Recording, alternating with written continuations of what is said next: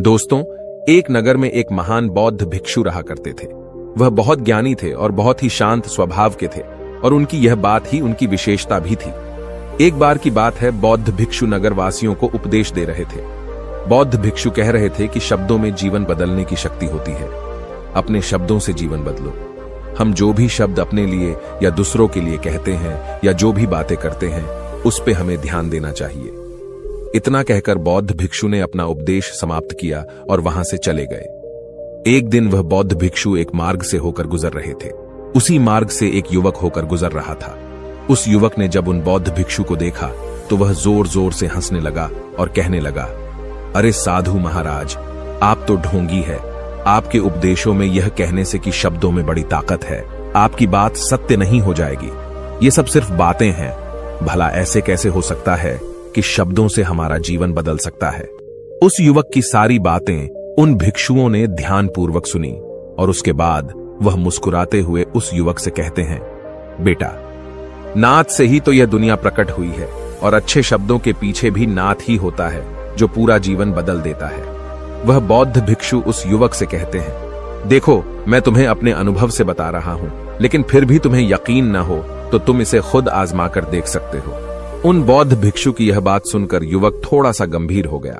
उसने काफी देर सोच विचार किया और उसके बाद उन बौद्ध भिक्षु से कहता है, हे गुरुवर, अगर ऐसी बात है तो आप मेरे साथ चलिए। मेरा छोटा भाई है जिसकी उम्र करीब 25 वर्ष है और उसे न जाने क्या हुआ है। वह करीब 3 वर्षों से कुछ भी नहीं करता, बस लेटा रहता है। दिन भर वो कुछ न कुछ सोचता रहता है। उसकी यह हालत देखकर हम सब बहुत परेशान हैं। माता पिता भी बहुत चिंतित रहते हैं। हम सब ने कई तरीके अपनाए, कई योजनाएं अपनाई, लेकिन कुछ भी काम नहीं आया। हमने कई बार उससे बात करने तक की कोशिश की, लेकिन वह हमसे कुछ भी नहीं कहता। परिवार का हर एक सदस्य पूरी तरह से थक चुका है, हार चुका है। आखिर वह क्या करना चाहता है, किसी को कुछ नहीं पता। तो हमारे शब्दों से उसका जीवन क्यों नहीं बदला? और जैसा कि आप कह रहे हैं कि शब्द सचमुच जीवन बदल सकते हैं, तो क्या आप मेरी मदद करेंगे? इस पर बौद्ध भिक्षु मुस्कुराते हुए उस युवक के साथ चल पड़ते हैं।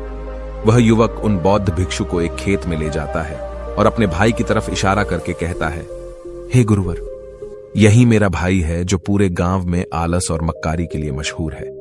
आप कहते हैं कि शब्दों में वह शक्ति है जो हमारा जीवन बदल सकती है। तो क्या आपके शब्द इसका जीवन बदल सकते हैं? अगर यह सत्य है तो आप इसका जीवन बदल कर दिखाएं। उन बौद्ध भिक्षुओं ने उस युवक के भाई को ध्यानपूर्वक देखा। वह एक पेड़ की छांव में आराम से सो रहा था। जब बौद्ध भिक्षु उस युवक के भाई के पास पहुंचे और आराम से उसके सर पर हाथ फिराते हुए कहते हैं, उठो बेटा, बहुत देर हो चुकी है। यह सोने का समय नहीं, यह तो जागने का समय है। उन बौद्ध भिक्षुओं की आवाज सुनकर वह लड़का थोड़ा सा अचरज में पड़ गया। आखिर कौन है जो मुझे इतने प्यार से जगा रहा है? वरना सभी गांव वाले तो मुझे आलसी और मक्कार ही कहते हैं। आखिर कौन है जो मुझे इतना अपनापन दिखा रहा है? उसने आंखें खोली और आंखें मलते हुए उसने पूछा, हे गुरुवर, आप कौन हैं और यहां क्यों आए हैं? इस पर बौद्ध भिक्षु उस युवक से कहते हैं, बेटा, यह प्रश्न तो मैं तुमसे करना चाहता हूं। तुम कौन हो, यही तो तुम्हें जानने की आवश्यकता है। उन बौद्ध भिक्षुओं की बात सुनकर वह लड़का जोर से हंस पड़ता है और कहता है, हे गुरुवर, यदि आपको मेरे बारे में जानना है तो जाइए और गांव के किसी भी सदस्य से पूछ लीजिए। आपको पता चल जाएगा कि मैं कौन हूं। आपसे हर कोई यही कहेगा कि वह तो आलसी है, मक्कार है, तरह तरह के ताने सुनाएंगे, तरह तरह की बातें कहेंगे। इससे आपको यह जरूर यकीन हो जाएगा और आपको यह पता भी चल जाएगा कि मैं कौन हूं। तभी बौद्ध भिक्षु मुस्कुराते हुए उस लड़के से कहते हैं, सबसे पहले मेरी यह बात सुन लो। मेहनती इंसान के खुद के शब्द उसे अंदर तक चोट पहुंचाते हैं। इसलिए कभी भी अपने आप को कोसो मत। अपने शब्दों को सुधारो। और मेरी यह दूसरी बात भी सुन लो। मैंने उन गांव वालों से नहीं पूछा कि तुम कौन हो। मैं तुमसे पूछ रहा हूं कि तुम कौन हो, लेकिन तुमने तो अपनी आदतें मुझे बताई। आलस तुम्हारी पहचान नहीं, तुम्हारी आदत हो सकती है, और इंसान नहीं, उनकी आदतें खराब होती हैं। इसलिए बेटा, तुम आलसी और मक्कार नहीं हो, यह तो तुम्हारी आदत है। बस इतनी सी बात है जो गांव वाले नहीं समझ सकते। ये सारी बातें सुनकर वो लड़का थोड़ा सा आश्चर्यचकित रह गया, क्योंकि गांव वाले हमेशा उसे मक्कार, आलसी और तरह तरह के ताने ही सुनाया करते थे। उन बौद्ध भिक्षुओं की यह बात सुनकर उस लड़के की आंखों में आंसू आ गए। वह तुरंत ही दोनों हाथ जोड़कर उन बौद्ध भिक्षु के चरणों में गिर पड़ा और उनसे कहने लगा, आप सत्य कहते हैं, यह मेरी आदत ही है और मैं इस आदत से बहुत परेशान हूं। मैंने बहुत कोशिशें भी की, लाख उपाय किए, लेकिन मैं अपनी इस आदत से छुटकारा ना पा सका। इन आदतों से बाहर आना बहुत कठिन है। मैंने कई बार आलस छोड़ने का प्रयास तक किया, पूरी कोशिश भी की, लेकिन कोई लाभ नहीं हुआ। मैं जब भी कोई कार्य करने की कोशिश करता हूं तो पता नहीं क्यों मेरा मन कहीं और भागने लगता है। मेरा दिमाग किसी और दिशा में काम करने लगता है और मैं उस काम पर ध्यान ही नहीं दे पाता। मैं क्या करूं, कैसे करूं, मुझे कुछ भी समझ नहीं आता। जब भी मैं किताबें पढ़ने की कोशिश करता हूं तो मुझे नींद आने लगती है। मन में एक अजीब सा दर्द महसूस होता है। ऐसा लगता है कि मेरा जीवन यूं ही व्यर्थ जा रहा है और जब मैं इस दर्द को बर्दाश्त नहीं कर पाता तो मैं सो जाता हूं, ताकि जब मैं उठूं तो मुझे दर्द न महसूस हो। और अब तो मुझे यह भी यकीन हो चुका है कि मैं इन आदतों से नहीं निकल सकता। ये आदतें मुझे नहीं छोड़ने वाली। इस पर बौद्ध भिक्षु उस लड़के से कहते हैं, बेटा, यदि तुम इस आलस की आदत को छोड़ना चाहते हो तो मैं तुम्हें एक सही उपाय बता सकता हूं, लेकिन उसके लिए तुम्हें कल सुबह मुझे मिलना होगा, तभी वह तरीका मैं तुम्हें बताऊंगा। यदि तुम उस तरीके को सीखना चाहते हो तो कल सुबह मेरे पास चले आना। इतना कहकर बौद्ध भिक्षु वहां से चले गए, लेकिन उन बौद्ध भिक्षु की सारी बातें उस लड़के के कानों में गूंज रही थी। वह यह समझ नहीं पा रहा था कि आखिर वह बौद्ध भिक्षु उसे कौन सा मार्ग दिखाने वाले हैं। वह ऐसा कौन सा उपाय बता देंगे जिससे उसके जीवन से आलस्य हमेशा हमेशा के लिए खत्म हो जाएगा। देखते ही देखते रात हो गई। रात भर वह अपने बिस्तर पर करवट लेता रहा और उन बौद्ध भिक्षु की बातों के बारे में सोचता रहा। इसी प्रकार देखते ही देखते सुबह हो गई और वह लड़का उन बौद्ध भिक्षुओं के पास जा पहुंचा। वह लड़का उन बौद्ध भिक्षु को प्रणाम करता है और कहता है, गुरुवर, जैसा कि आपने कहा था, लीजिए मैं आ गया। अब मुझे वह मार्ग बता दीजिए जिसे मैं अपने जीवन से इस आलस्य को निकाल सकता हूं। तभी बौद्ध भिक्षु उस लड़के से कहते हैं, बेटा, जब भी तुम्हारा मन दुविधा में हो, तुम निर्णय न ले पा रहे हो और तुम्हारे मन में तरह तरह के प्रश्न उठ रहे हो कि मैं क्या करूं, कैसे करूं, इस कार्य को पूर्ण कैसे करूं, यह सब कैसे होगा, तब तुम वास्तविकता में अपने अतीत से सोच रहे हो कि पिछली बार तुम्हारे ऐसा करने पर क्या हुआ, या अतीत में तुमसे लोगों ने क्या कहा था। तो आज से कभी भी अपने अतीत से नहीं, बल्कि भविष्य से सोचो। इस पर लड़का कहता है, भविष्य से? वह भला कैसे? तभी बौद्ध भिक्षु उस लड़के से कहते हैं, मान लो कि तुम्हें आज किसी भी चीज की कमी नहीं है। तुम्हारे पास वो हर चीज है जो तुम चाहते हो, वह सारी सुख सुविधाएं हैं। तो अब बताओ, तुम अपना जीवन कैसे व्यतीत करना चाहोगी? उन बौद्ध भिक्षु की यह बात सुनकर वह लड़का कुछ देर के लिए सोच में पड़ गया, क्योंकि आज तक उसने सभी गांव वालों के केवल ताने ही सुने थे। किसी ने भी आज तक उसके जीवन के बारे में उससे ऐसी बात नहीं की थी और वह गुरुवर उसे आने वाले भविष्य के बारे में उससे बातें कर रहे थे। उन बौद्ध भिक्षु की यह बात सुनकर वह लड़का खुद से प्रश्न करने लग गया कि अगर मेरे पास सब कुछ होगा, धन की कोई कमी नहीं होगी और सारी सुख सुविधाएं होंगी, तो मैं अपना जीवन कैसे व्यतीत करूंगा? कुछ देर सोच विचार करने के बाद वह उन बौद्ध भिक्षु से कहता है, गुरुवर, मैं यह दुनिया घूमना चाहूंगा, पहाड़ों पर चढ़ना चाहूंगा, समुद्र की रेत पर चलना चाहूंगा और मैं एक बहुत बड़ा व्यापारी बनना चाहूंगा। तभी अचानक उस लड़के का ध्यान टूट गया और वह उन बौद्ध भिक्षु से कहता है, परंतु हे गुरुवर, यह सब कैसे संभव होगा? केवल मेरी मात्र सोच लेने से तो यह सब पूरा नहीं होने वाला। उसके ऐसा कहते ही उसके अतीत में बीती हुई सारी घटनाएं उसकी आंखों के सामने से गुजरने लगी और वह एक बार फिर से निराश होने लगा। और अब वह यह सोचने लगा कि मेरे पास तो पैसे ही नहीं है, तो मैं भला व्यापार कैसे कर सकता हूं? न ही मेरे पास व्यापार का कोई अनुभव है। ऐसी स्थिति में मैं भला यहां से कैसे निकल सकता हूं? उस लड़के के इस प्रश्न का जवाब देते हुए वह बौद्ध भिक्षु उस लड़के से कहते हैं, भंते, हर रात में सोने से पहले तुम हर दिन अपना लक्ष्य एक कागज पर लिखो और सुबह उठकर सबसे पहले उस लक्ष्य को देखो और सोचो कि उस लक्ष्य को पाने के लिए तुम आज क्या कर सकते हो, और जो भी तुमने उस कागज पर लिखा होगा उस कार्य को उसी दिन पूरा करने की हर मुमकिन कोशिश करो। इस पर वह लड़का कहता है, ठीक है, आप सच कह रहे हैं, लेकिन जब मैं बहुत सोचने लगता हूं तो मेरा मन बेचैन होने लगता है और मन में तरह तरह के विचार उठने लगते हैं और इन विचारों को शांत करने के लिए मैं सो जाता हूं ताकि वह विचार मुझे परेशान न कर पाए। उस लड़के की इस समस्या का समाधान करते हुए वह बौद्ध भिक्षु उस लड़के से कहते हैं, बेटा, अंतर्मन की चाल को पकड़ो और शब्दों की मदद से नया भविष्य बनाओ। तभी लड़का कहता है, हे गुरुवर, आप क्या कहना चाहते हैं? मैं आपकी बात समझ नहीं पा रहा। इस पर बौद्ध भिक्षु मुस्कुराते हुए कहते हैं, बेटा, कैसे होगा? यह जो सवाल है, यह सवाल नहीं बल्कि एक डर है जो तुम्हारे अंतर्मन में बैठा हुआ है, जो तुम्हें अगला कदम लेने से रोक रहा है, तुम्हें कदम आगे बढ़ाने से रोक रहा है। यदि तुम वास्तविकता देखो तो किसी को भी नहीं पता होता कि वह कार्य कैसे होगा, लेकिन एक इंसान जब दृढ़ निश्चय कर लेता है तो वह अपने उद्देश्य को सामने रखकर लगातार प्रयास करता रहता है और वह अपनी सफलता प्राप्त कर ही लेता है। तभी वो लड़का उन बौद्ध भिक्षु से कहता है कि हे गुरुवर, अगर ऐसी बात है तो मन में बार बार चिंता क्यों होती है? मन बार बार बेचैन क्यों हो उठता है?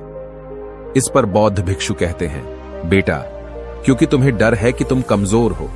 तुम्हारे अंतर्मन में बैठा है कि तुम में कुछ कमी है, तुम किसी काम के नहीं हो, और यही कारण है कि तुम कोशिश करने से डरते हो, क्योंकि तुम्हारा अंतर्मन हमेशा तुम्हें रोकता रहता है। जब भी तो कोई कार्य शुरू करना चाहते हो, तुम्हारा मन तुमसे पहले कह देता है, इससे आगे मत बढ़ना, अन्यथा तुम हार जाओगे, और इसी कारण तुम्हें चिंता होने लगती है, तुम्हारा मन बेचैन होने लगता है।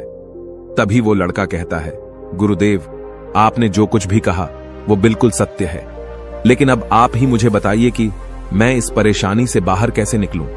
इसका जवाब देते हुए वो बौद्ध भिक्षु उस लड़के से कहते हैं, बेटा, इस समस्या का समाधान बहुत ही आसान और सरल है। तुमने देखा होगा कि अक्सर ही हम अपने आप को दोष देते रहते हैं, अपने आप को तरह तरह के अपशब्द कहते रहते हैं जो हमारे अंतर्मन में जाकर बैठ जाते हैं और वही हमें आगे बढ़ने से रोकते हैं। और इन शब्दों का हम पर बहुत गहरा प्रभाव भी पड़ता है, क्योंकि जैसा हम खुद से कहते हैं, जैसा हम पूरी भावनाओं के साथ सोचते हैं, हम वैसा ही बनते चले जाते हैं। इसलिए यदि तुम खुद को बदलना चाहते हो तो कि तुम भी काबिल बन सको, तो तुम्हें अपने अंतर्मन को नए संदेश देने की जरूरत है, जैसे कि मेरे शरीर का हर एक कण, हर एक हिस्सा, हर एक विचार शांति और ऊर्जा से भरा हुआ है। मैं दृढ़ संकल्प और आत्मविश्वास के साथ हर दिन के लक्ष्यों को पूरा करता हूं। मैं अपने कमजोरी को अभ्यास में बदलता हूं, चिंता को ध्यान में बदलता हूं। मैं उत्साह और ऊर्जा से भरा हुआ हूं, लगातार अपने लक्ष्यों पर काम करता हूं। ऐसे शब्द जब तुम खुद से कहोगे तो तुम शक्तिशाली महसूस करने लगोगे और तुम्हारी सारी चिंताएं खत्म होने लगेंगी, क्योंकि यही शब्दों की ताकत है। वह तुम वही बना देंगे जो तुम खुद से कहोगे। तुम जितनी भावना के साथ यह वाक्य बोलते हो, उसे महसूस करते हो, उतनी ही भावनाओं से यह शब्द तुम पर असर करना शुरू कर देंगे। धीरे धीरे यह शब्द तुम्हारे मन और व्यक्तित्व की सोच का हिस्सा बन जाएंगे। लेकिन मेरी एक बात याद रखना कि तुम्हारा अंतर्मन इतनी आसानी से हार नहीं मानने वाला। जब तुम आगे बढ़ोगे तो मौका मिलते ही वह तुम्हें पीछे खींचेगा। तुम्हारे अतीत के बीते हुए सारे कड़वे अनुभव तुम्हें याद दिलाएगा, ताकि तुम डर जाओ और एक बार फिर से अपने लक्ष्य का पीछा करना छोड़ दो। लेकिन तुम्हें इसकी चिंता नहीं करनी है। उन सकारात्मक शब्दों के कारण तुम्हारा मन सकारात्मक विचारों को स्वीकार करने लगेगा। आगे वह बौद्ध भिक्षु उस लड़के को चेतावनी देते हुए कहते हैं, मेरी एक बात और याद रखना कि तुम्हारा ध्यान आलस्य पर नहीं होना चाहिए, अर्थात तुम्हें कभी आलस नहीं मिटाना, बल्कि तुम्हें एक नए भविष्य का निर्माण करना है, एक नए व्यक्तित्व का निर्माण करना है। तुम्हारा पूरा ध्यान केवल इस पर ही होना चाहिए। उन बौद्ध भिक्षुओं की बात सुनकर लड़का कहता है, ठीक है गुरुवर, आप जैसा कहते हैं मैं वैसा ही करूंगा। तभी वह बौद्ध भिक्षु उस लड़के से कहते हैं, बेटा, अभी तो मैं इस गांव से जा रहा हूं, लेकिन कुछ सालों के बाद मैं वापस आऊंगा। इतना कहकर बौद्ध भिक्षु वहां से चले गए और वह लड़का अपने घर लौट गया। लेकिन अब उस लड़के के मन में तरह तरह के विचार चल रहे थे। वह लड़का यह सोच रहा था कि अगर मैं अपनी मनपसंद जिंदगी जीने लगूंगा, अगर मैं दुनिया घूमने लगा, नए लोगों से मिलने लगा और अपनी पसंद का काम करने लगा, तो मेरी जिंदगी कैसी होगी। उस बात को ध्यान करके उसने एक कागज पर अपना लक्ष्य लिखा और लिखकर सो गया। अगली सुबह जब उसकी आंखें खुली तो उसने उस पेपर पर लिखा हुआ लक्ष्य एक बार दोहराया। उसके बाद वह कुछ देर के लिए शांत हो गया।